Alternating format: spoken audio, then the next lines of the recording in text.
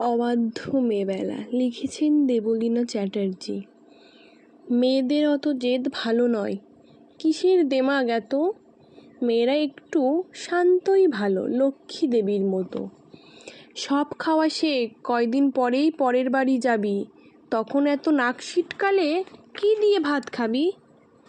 পা ছড়িয়ে খাচ্ছিস বসে, দূর গায়ে বিয়ে হবে। এমা তোর শ্যামলা যে রং, পাত্র পাওয়া যাবে? মুখের ওপর তর্ক করিস, এত ডাকাবুকো কেন? মেয়ে তো নয় এক্কেবারে ধানি লঙ্কাটি যেন। এসব কথা আমরা মেয়েরা প্রায়ই সকলেই থাকি শুনি, কেউ কম শুনি, কেউ বা বেশি, কেউ কয়েকটা হাতে গুনি।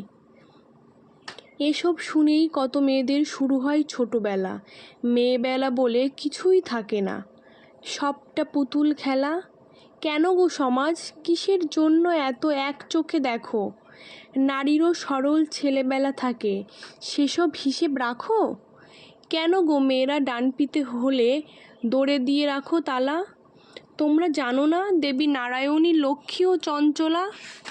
তোমরাই বলো মা কালী সে নাকি আমিষে পরিতৃপ্তা। আমি কেন তবে সব খাওয়া শিখি, ডাল ভাত থেকে শুক্তো? কেন পারবো না তর্ক করতে, যদি সত্যি সঠিক জানি? তর্কশাস্ত্রে সরস্বতী স্বয়ং বিজয়ী। ডাকাবুকো যদি না হতো, দুর্গা অসুর নিধন হতো। সাধারণ মেয়ে সাহসী হলেই ধানি লঙ্কার মতো। অনেক হয়েছে, ছাড়ো হে সমাজ, এক চোখামিটা ছাড়ো।